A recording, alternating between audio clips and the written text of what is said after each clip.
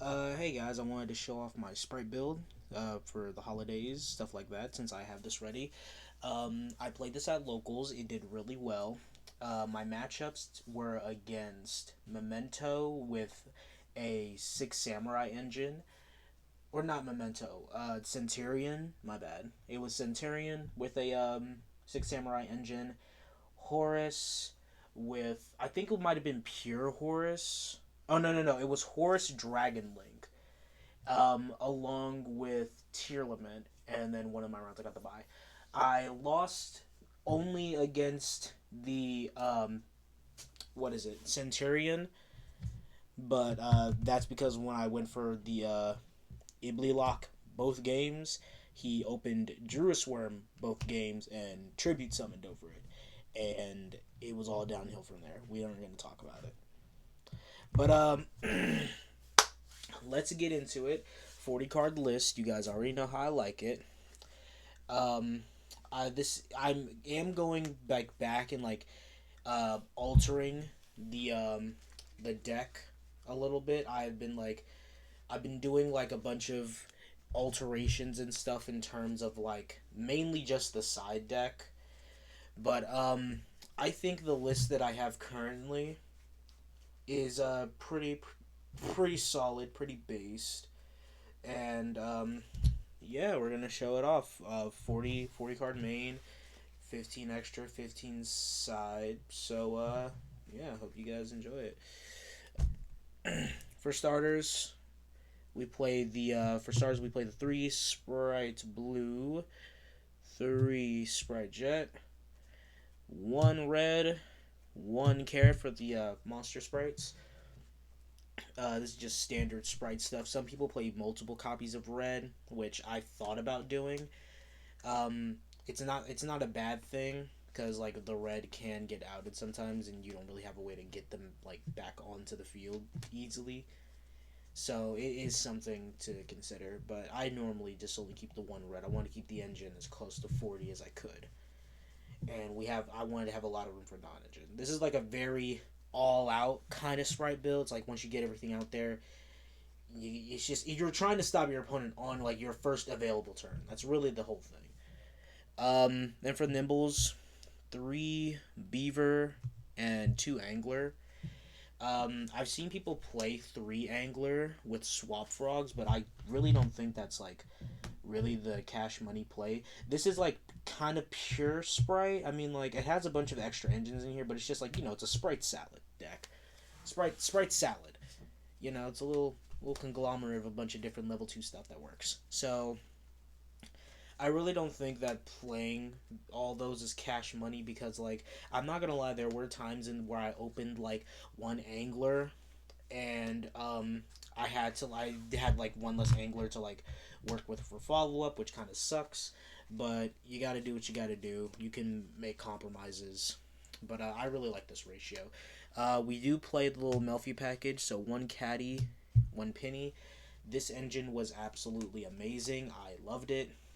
It helped me a lot in a lot of matchups, being able to not only have a negate for example, like when I was going against Tier Lament, they tried to summon Fenrir to break my board, and I was immediately able to like on the summon of Fenrir, caddy, bounce it back. They were also under Ibli lock too, so like they had to burn their normal summon on the like no, because no, what am I talking about? No, I didn't go for the ability lock that game. I had went for like a different play.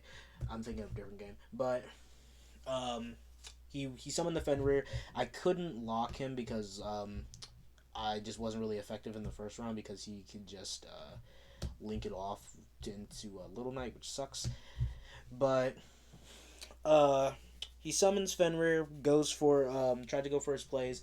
I bounce back to Caddy and then have my Melfi Xyz negate his Fenrir and stop it from attacking. So this is gonna kind of shut it down from there, and I had systematic interruption. But also Penny being able to like quick effect synchro. I don't play the Melfi synchro in here. I actually go into Herald of the Arclight for not only an extra negate, but also as a little mini macrocosmos.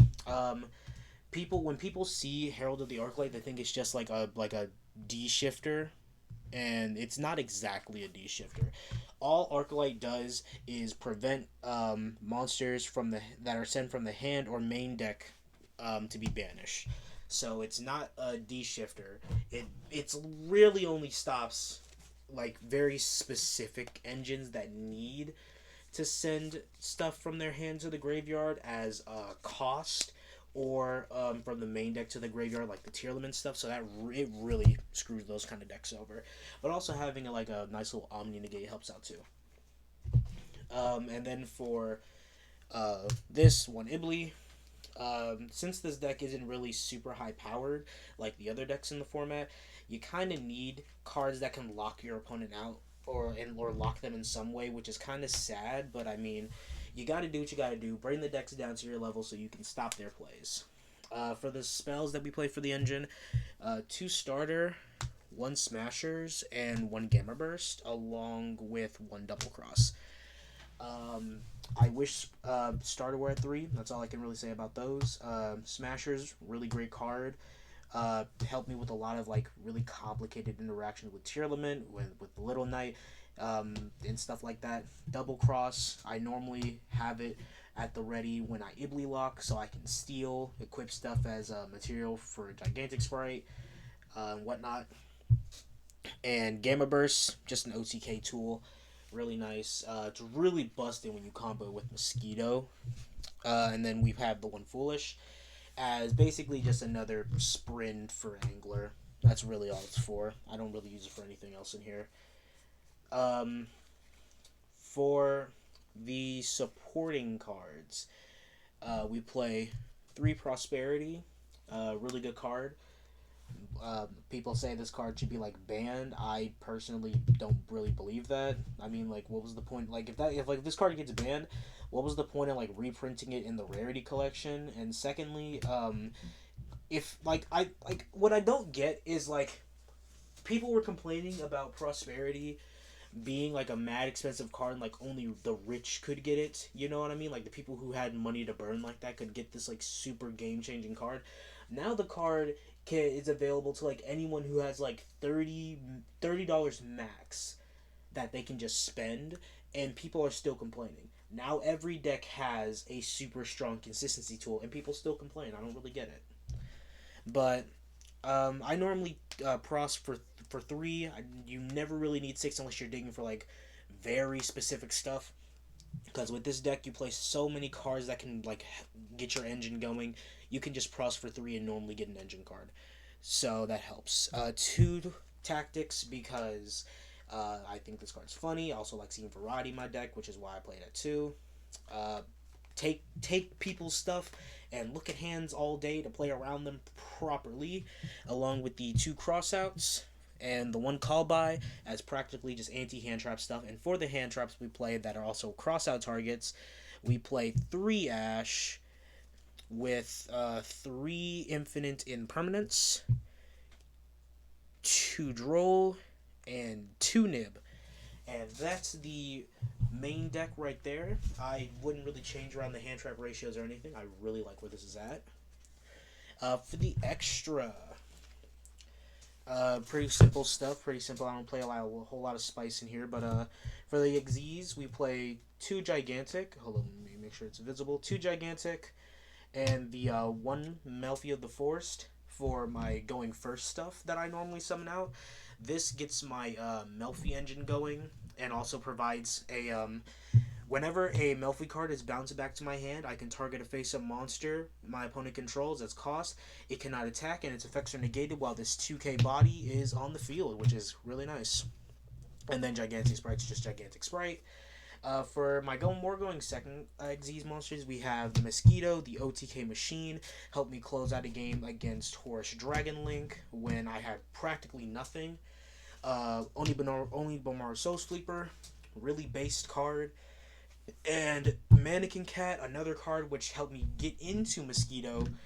This card is amazing against so many decks, and I have a bunch of like really cool techs in here that well, not a bunch, but I have a good amount of cool text in here that you can use for Mannequin Cat.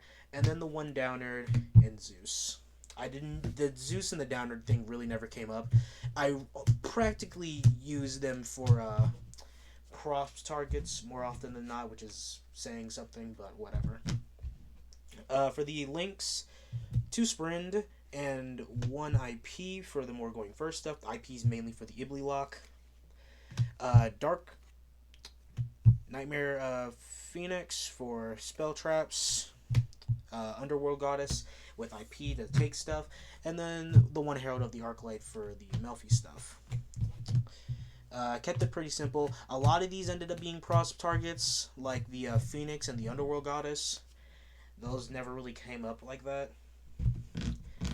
Uh, for the side, triple shifter. If Ash doesn't really hurt or Imperm doesn't really hurt, I normally take out the shifters, or take the shifters out of the old side deck and put them in the main. But I do have to add that shifter does conflict with Droll.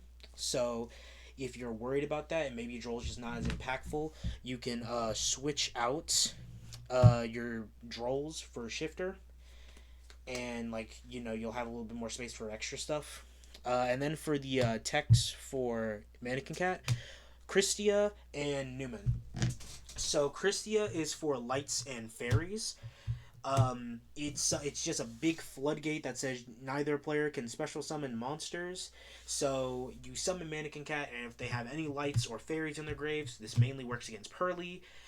You can just summon this guy out. But since they're lights, it also works against Dragon Link because they have a couple lights they play. This also works against adjacent fairy strategies that play some fairies in them. Tyr, for example, can play like Diviner and stuff, so that works. Speaking of Tyr, Newman. This card says either player can special summon monsters with 1800 or more attack, which practically doesn't hurt Spright at all. This is like for waters and aquas, so against Tyr mainly, but since it's a water, it also helps against Unchained, because if they summon Wave King Caesar, or if they have like Wave King Caesar in their graveyard, or if they summon the Blue Dog, or have it in graveyard, you can summon this guy and practically lock them out of most of their engine, which is, I think, really nice. And then also we have the one of DD Crow. I really only have it in there as a cross-out target, to be honest with you. It didn't really come up too often, but it's also just a nice little sacky card, I guess. So, that's something. For more board breaker stuff, we have 2 Book of Eclipse, 2 Herald of the Abyss, that's mainly for Pearly, 2 Lightning Storm, and the 1 Duster for back row hate, and then rounding it off, 2 Rivalry. I didn't really know what else to play in the side, and I thought Rivalry was pretty nice because what I did was I can Ibli lock, and then if I cross for Rivalry just locks them into Cyberse, and Ibli locks them into Lynx. So unless they have Lingaribo in their deck, the one that's specifically made to counter Ibli, they can't play the game. They can't even tribute summon over it. So unless it's a Cyberse tribute. So I think that's really nice. Also, since a lot of the main stuff we play is Thunders, we don't really have to worry about getting locked out of a lot of our deck. We can just beat over with our Spright engine because we play Gamma Burst in the main. So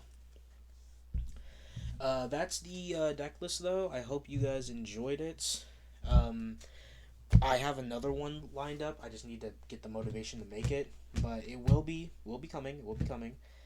And if you guys play this at your locals, let me know. This deck is pretty affordable because of the rarity collection, aside from the Spright Blues.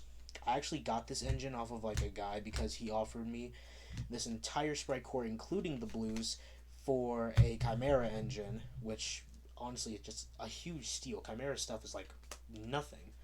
I don't know why this guy gave me a playset of this, and this is $30 right here for a playset of 15 max. I don't know, but I'm pretty happy with it, and hope you guys enjoy it. Peace.